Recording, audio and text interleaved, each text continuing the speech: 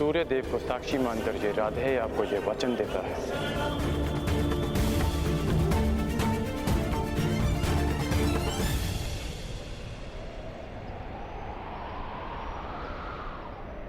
इन शस्त्रों को प्राप्त करने के पश्चात इस धरती पर किसी भी जाति का कोई योद्धा तुम्हें पराजित नहीं कर पाएगा।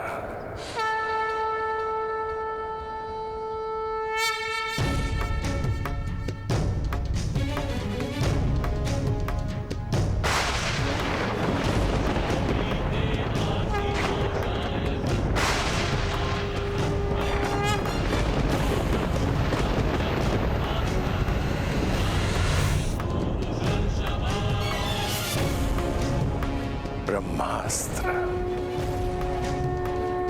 अब ये तुम्हारे शरीर में विद्यमान है राधे।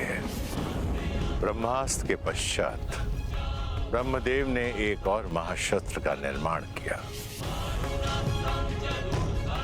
जो ब्रह्मास्त्र से 4 गुना शक्तिशाली है।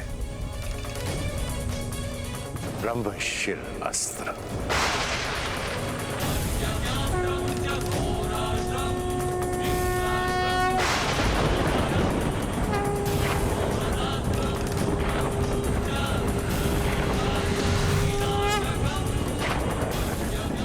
और अंत में ब्रह्मदेव ने एक और शस्त्र बनाया जिसका अनुसंधान पूरे ब्रह्मांड को पलक झपकते ही संपूर्ण सृष्टि को नष्ट कर देगा। ब्रह्मांड अस्त्र।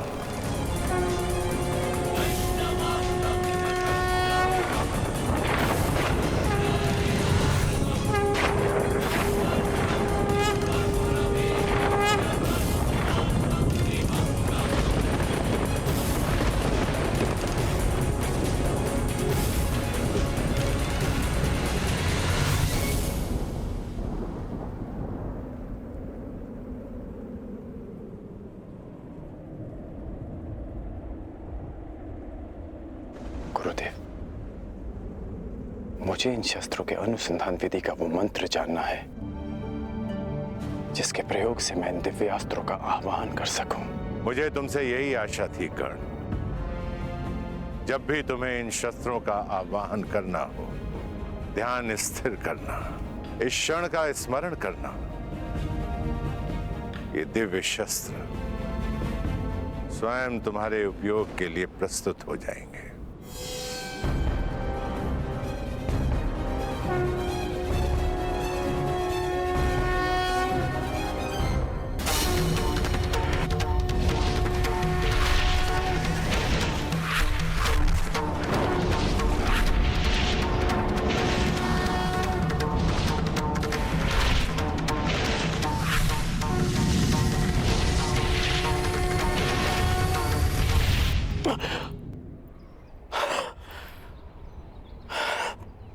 कर्ण, शिक्षा प्रारंभ से पहले तुमने बताया था कि तुम महर्षि भृगु के वंशावली में से हो।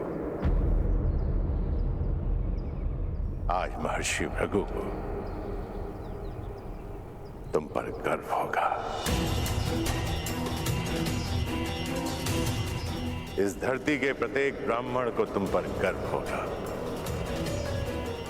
ब्राह्मण पुत्र कर्ण।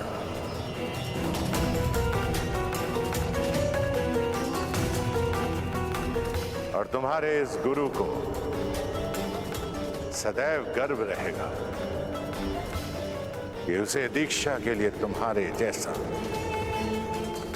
ब्राह्मण पुत्र मिला।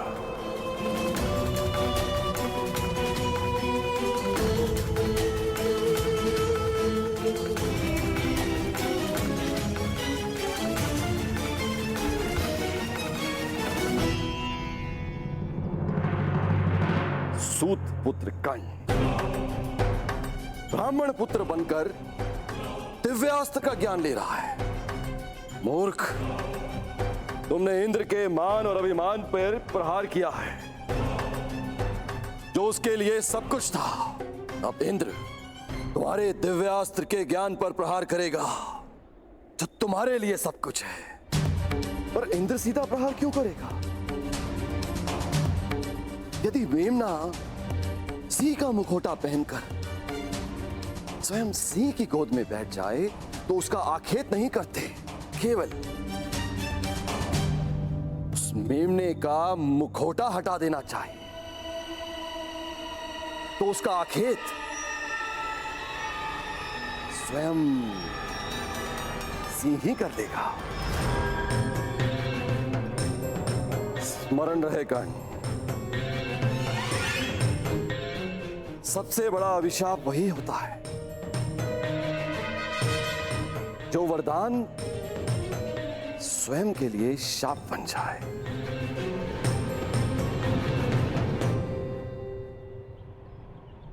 आज मुझे ऐसा प्रतीत हो रहा है कि मैं मुक्त हो गया हूं। एक विचित्र दिव्य संतोष है मेरे मन में।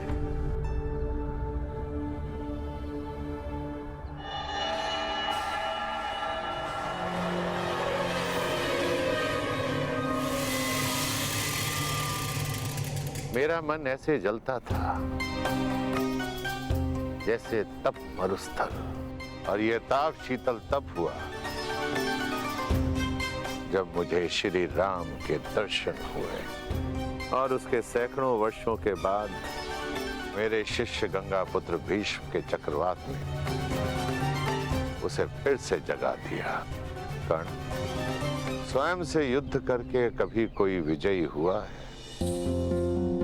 अंततः पितामह भीष्म को भी आशीर्वाद देना पड़ा और अनुभव हुआ कि आक्रोश उस शक्ति के कारण जो मुझ में है, और मैंने शपथ लिया कि अब मैं शस्त्र कभी नहीं उठाऊंगा। मैंने अपने सारे अस्त्र और शस्त्र अपने शिष्य द्रोणों को भेंट कर दिए, किंतु फिर भी थोड़ा आक्रोश भीतर रह गया।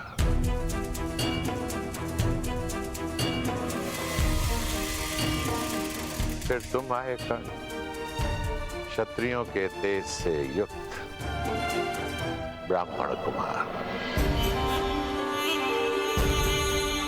संसार में यदि तुम्हारी तुलना किसी से की जा सकती है तो वो स्वयं परशुराम से की जा सकती है। इसलिए मैंने तुम्हें अपने आप को समर्पित कर दिया और आज तुम्हें अपने सभी दिव्यास्त्र प्रदान करके मन बहुत हल्का हो गया। चिरायु भव ब्राह्मण कुमार, तुम मेरा नाम तीनों लोकों में अमर करोगे।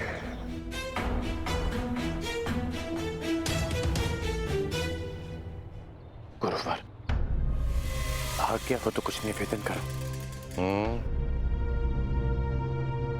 आप संसार के सबसे महान और घातक योद्धा बने, परंतु अपने जन्म से नहीं, अपने कर्म से। आपका जन्म एक ब्राह्मण कुल में हुआ, उसके पश्चात भी आप किसी भी क्षत्रिय से सबसे महान योद्धा सिद्ध हुए। अपने जन्म से नहीं ना, अपने कर्म से ही ना गुरुदेव। तो जन्म और कर्म की ये नीति सबके लिए होनी चाहिए ना। मैं आपसे ये सब इसलिए कह रहा हूं क्योंकि आज मैं आप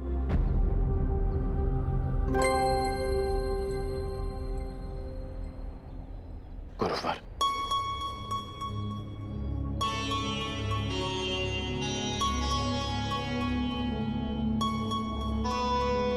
क्षमा करना गुरुवर, अपने राधे को क्षमा करना।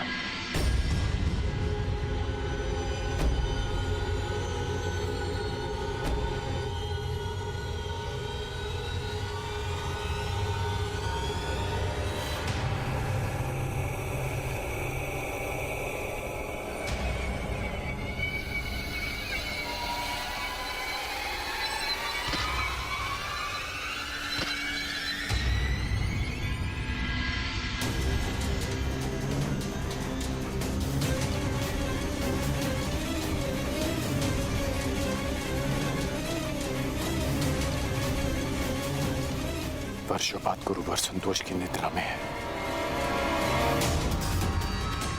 उनकी निद्रा भंग हो जाएगी। मैं उनके विश्राम को भंग नहीं होने दे सकता।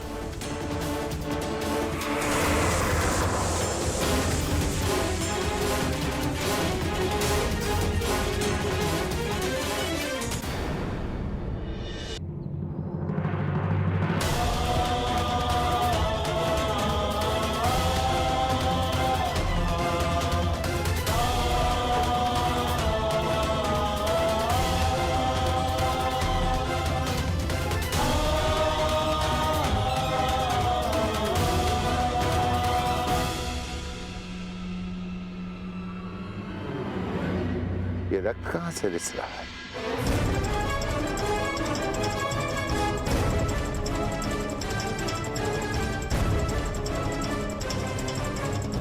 राधे,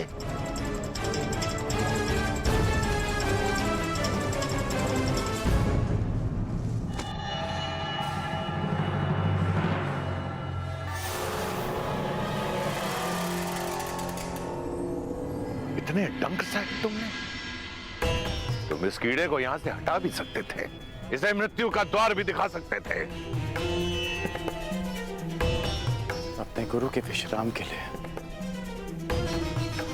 ये राधे कितना भी रक्त बहा सकता है, कितनी भी पीड़ा सह सकता है गुरुदेव। अपने गुरु की निद्रा के लिए इतना बड़ा त्याग, अपने प्राणों की भी चिंता किए बिना इतना विष सहा तुमने मुझे महाक्षत्रिय राजा शिवी का स्मरण करा दिया, जिसने एक कबूतर की रक्षा करने के लिए अपने हाथों से अपने शरीर का मांस काटा।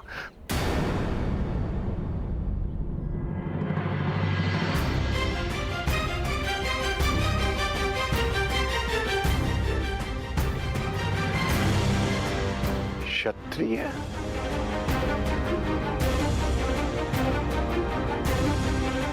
कौन हो तुम राधे?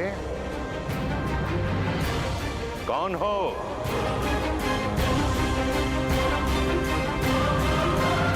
कौन हो तुम राधे? मैं राधे, आपका शिष्य कर्ण। ये मेरे प्रश्न का उत्तर नहीं है कर्ण। मनुष्य अपने कर्म से बल और सिद्धि अर्जित करता है, परंतु जन्म और कुल से संचित संस्कार और गुण उसका साथ नहीं छोड़ते हैं। अपने गुरु की निद्रा के लिए इतनी असहाय पीड़ा सही तुमने? नहीं कर्ण, नहीं। ये एक ब्राह्मण कुल के बालक के लक्षण नहीं हो सकते हैं, कदापि नहीं हो सकते। जब तुम मुझसे दीक्षा लेने आए थे, तब भी मैंने तुमसे यही प्रश्न पूछा था, और आज दीक्षा के समय भी मैं तुमसे यही प्रश्न पूछ रहा हूं। क्या तुम ब्राह्मण पुत्र हो? क्या तुम ब्राह्मण पुत्र हो?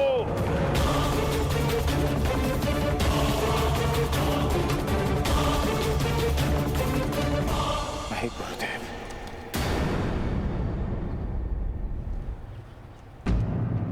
मैं एक सूत पुत्र हूं, राधे कर्ण, अधिरथ का पुत्र कर्ण। छल, पाखंड, असत्य अपने गुरु से। मैंने तुम्हें सच्चे मन से शिक्षा दी और तुमने अपने गुरु के साथ झूठ बोला, अपने गुरु के साथ छलावा। क्योंकि मुझे शस्त्र बल चाहिए था गुरुदेव, क्योंकि अपना परिचय छिपाने के छल के अतिरिक्त मेरे पास और कोई हल नहीं था। क्योंकि कोई भी गुरु एक सूत पुत्र को धनुर्विद्या नहीं देना चाहता था, और आप भी ब्राह्मणों के अतिरिक्त किसी और को शिक्षा नहीं देते। गुरुवर, आपके अधीन वर्षों शिक्षा ली मैंने। आप ही बताइए, कि क्या इस कर्ण ने आपकी किसी भी आज्ञा का उल्लंघन किया?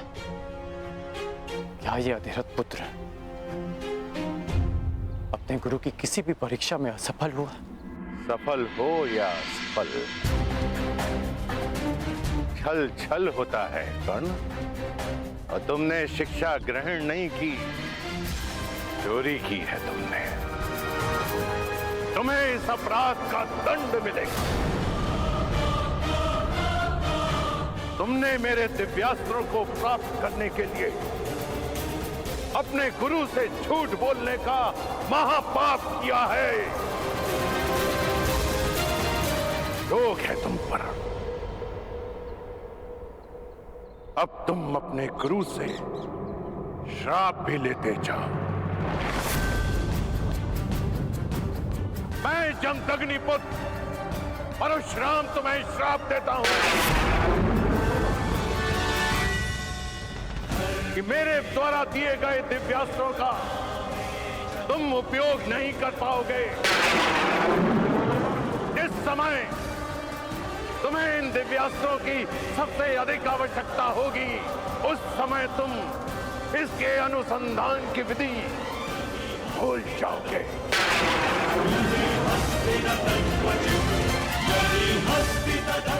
मेरे द्वारा दिए गए दिव्यास्त्रों का आवाहन नहीं कर पाओगे। ये मेरा श्राप है।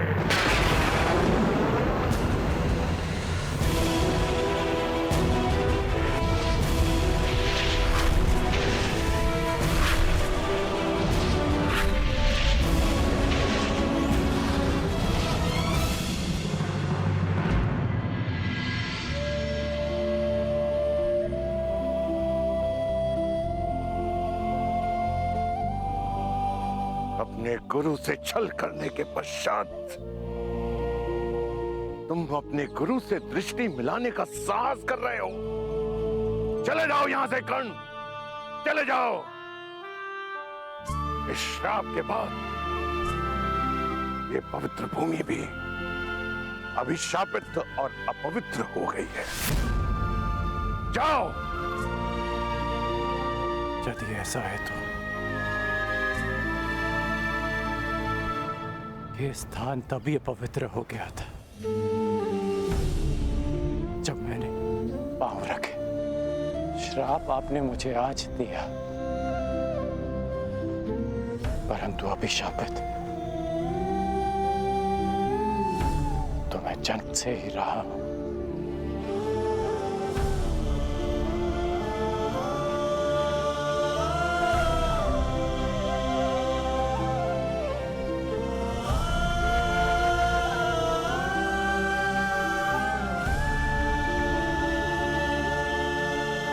मुझे कोई खेद नहीं कि मेरा जन्म एक सूत कुल में हुआ है। मुझे कोई खेद नहीं कि मुझ में ब्राह्मणों और क्षत्रियों का रक्त नहीं बहता। खेद है तो केवल इस बात का कि मेरा जन्म ऐसे स्थान पर क्यों हुआ जहां जीवन को ब्राह्मणों और क्षत्रियों का दास माना जाता है। शास्त्रों में लिखा है कि मनुष्य की महानता और सफलता उसके गुण, उसकी मेधा से मापी जाती है। फिर क्यों किसी के जीवन पर उसके जन्म, जाति और कुल की छाप लगा दी जाती है गुरुदेव?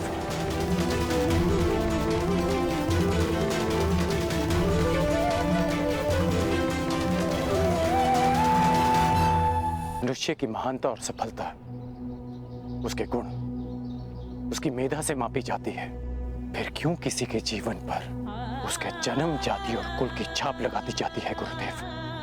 जब विश्वामित्र राजकुल में जन्म लेकर ब्रह्म ऋषि बन सकते हैं, जब आचार्य द्रोण ब्राह्मण कुल के होकर क्षत्रियों को ललकार सकते हैं, जब मेरे महान गुरु परशुराम एक ब्राह्मण होकर शस्त्र धारण कर सकते हैं, तो फिर इस सूत पुत्र के साथ अन्याय क्यों गुरुदेव? क्यों ऐसा होता है कि यदि एक सूत पुत्र वेद की ऋचा सुन ले तो उसके मुख में पिघला सीसा भर दिया जाता है? क्यों किसी शूद्र को शिक्षा के अधिकार से वंचित रखा जाता है? क्यों मेरे भाई शोण को मार दिया गया था? क्योंकि उसने वेद पाठ करने का दुस्साहस किया। क्यों एक क्षत्रिय की उदंडता को उसका साहस माना जाता है और एक सूत की वीरता को उसका दुस्साहस? क्यों गुरुदेव? क्यों क्यों क्यों क्यों क्यों? जिन ब्रह्मदेव के दिव्यास्त्र आपने मुझे सौंपे, उन्होंने सृष्टि की रचना में क्या कोई भेदभाव किया? जन्म से लेकर अभी शरण में आने तक सदैव अपमान सा आपके चरणों में आया तो लगा कि हाँ, मुझ में भी प्राण है। आपकी छत्रो छाया से वंचित नहीं होना चाहता था गुरुदेव। ये कारण सम्मान से जीवन जीने का अधिकार चाहता था। इसलिए जीवन में पहली बार असत्य कहा, परंतु आपके प्रति मेरी श्रद्धा, मेरी शिक्षा के प्रति मेरी निष्ठा और मेरे कर्म के प्रति मेरी आस्था में किंचित भी असत्य नहीं है गुरुदेव। आपके इस शिष्य ने आपकी हर शिक्षा, हर परीक्षा को ईश्वर का प्रसाद मानकर ग्रहण किया और आज ये राधे सगर्व आपका श्राप भी स्वीकार करता है।